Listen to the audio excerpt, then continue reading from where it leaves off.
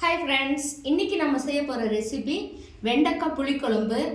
இதுக்கு தேவையான பொருட்கள், நான் இது வெண்டைக்காய் ஒரு 5-6 காய் எடுத்து வச்சுருக்கேன். இதை கட் பண்ணி வச்சுருக்கேன். இது சின்ன வெங்காயம் ஒரு 10 வெங்காயம், இது 2 கட் பண்ணி வச்சுருக்கேன். ஒரு 4 பல் பூண்டு, இது ஸ்லைஸாக கட் பண்ணி வச்சுருக்கேன். கொஞ்சமாக கருவேப்பிலை, புளி கொஞ்சம் ஒரு சின்ன நெல்லிக்காய் அளவுக்கு எடுத்து கரைச்சி வடிகட்டி வச்சுருக்கேன்.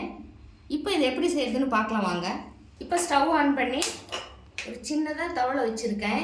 ஏன்னா காய் கொஞ்சம் தான் நம்ம செய்ய போகிறோம், அதனால் இந்த மாதிரி சின்ன பாத்திரமாக வச்சுருக்கேன். நீங்கள் வடசட்டியில் வேணாலும் செஞ்சுக்கலாம். இப்போ நான் அந்த வெண்டைக்காய்க்கு நல்லெண்ணெய் தான் யூஸ் பண்ணுறேன். நல்லெண்ணெய் யூஸ் பண்ணி செய்யும்போது இது ரொம்பவே நல்ல டேஸ்ட்டாக இருக்கும். 2 ஸ்பூன் அளவுக்கு நல்லெண்ணெய் ஊற்றிக்கலாம். நீங்கள் சமையலுக்கு பயன்படுத்துகிற எந்த எண்ணெயாக இருந்தாலும் பயன்படுத்திக்கலாம். ஆனால் நல்லெண்ணெயில் செய்யும்போது சுவை ரொம்ப கூடுதலாக நமக்கு கிடைக்கும். இப்போ எண்ணெய் நல்லா காஞ்சிருச்சு. ஒரு 1/2 டீஸ்பூன் கடுகு உளுந்து போட்டுக்கலாம். இந்த கடுகு உளுந்து பொரிஞ்சதும் நம்ம பாகற்காய், வெண்டைக்காய், இந்த மாதிரி புளி ஊற்றி செய்கிற குழம்பு எல்லாமே நல்லெண்ணெயில் செஞ்சோமா ரொம்ப டேஸ்ட்டாக இருக்கும். கட் பண்ணி வச்சுருக்கிற பூண்டு இதில் சேர்த்துக்கலாம். கடுகு நல்லா பொரிஞ்சிருச்சு. இப்போ இந்த பூண்டு இதோட சேர்த்துக்கலாம்.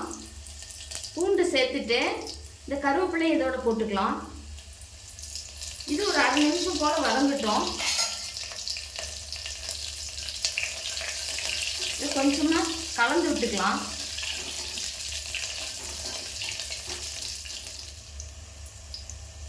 இப்போ அதை கட் பண்ணி வச்சிருக்கிற சின்ன வெங்காயத்தை இதோட சேர்த்துக்கலாம்.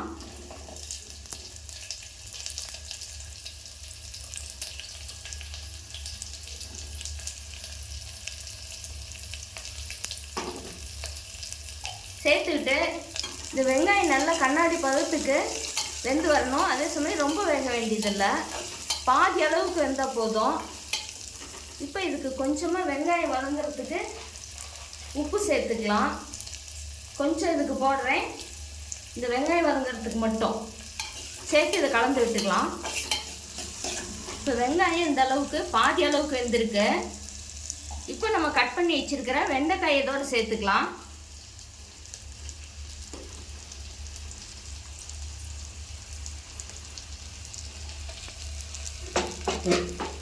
இந்த வெண்டைக்காய் இதோட சேர்த்து கலந்து விட்டுக்கலாம். இப்போ இந்த வெண்டைக்காய் நல்லா கலந்து விட்டாச்சு. இப்போ இதுக்கு கொஞ்சமாக மஞ்சள் தூள் சேர்த்துக்கலாம். நான் இதுக்கு ஒரு 1/2 ஸ்பூன் சாம்பார் பொடி சேர்த்துறேன். வேறு இதுக்கு எதுவுமே போட வேண்டியதில்லை, இந்த சாம்பார் பொடி மட்டுமே போதும். இப்போ இந்த காய் வதங்கும் போது கொஞ்சமாக உப்பு சேர்த்துக்கலாம். உப்பு சேர்த்துட்டு இது நல்லா கலந்து விட்டுக்கலாம்.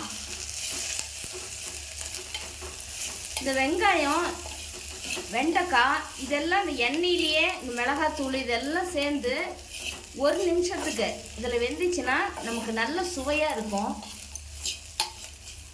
இப்போ நல்லா கலந்து விட்டாச்சு.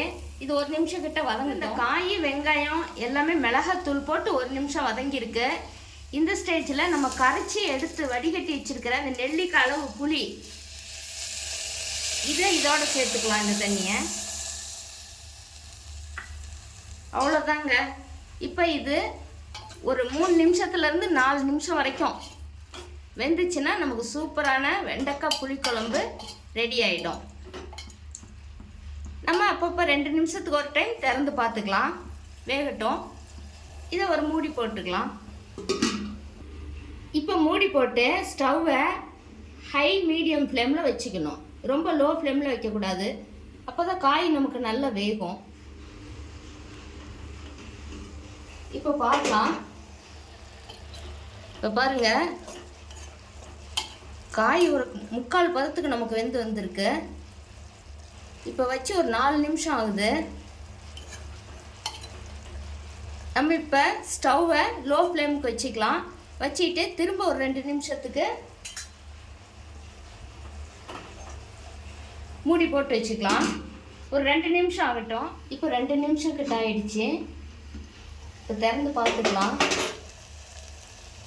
நமக்கு மொத்தமாகவே ஃபஸ்ட்டு ஒரு 4 நிமிஷம், இப்போ ஒரு 2 நிமிஷம், 6 நிமிஷம் கிட்ட இந்த காய் வெந்திருக்கு. சூப்பராக அது தண்ணிலாம் ட்ரை ஆகி வெந்து வந்திருக்கு பாருங்கள். நம்ம 2 நிமிஷத்துக்கு ஒரு டைம் திறந்து பார்த்துக்கணும். பார்த்துட்டு இப்போ பாருங்கள், சூப்பரான வெண்டைக்காய் புளிக்குழம்பு ரெடி ஆயிடுச்சு. இது சூடான சாதத்துக்கு சாப்பிட செம்ம டேஸ்ட்டாக இருக்கும். இப்போ பாருங்கள், சூடான ஒயிட் ரைஸுக்கு இது மாதிரி செஞ்சு நீங்களும் சாப்பிட்டு பாருங்கள். சாப்பிட்டு பார்த்துட்டு உங்களுடைய ஃபீட்பேக்கை கமெண்ட்டில் சொல்லுங்கள்.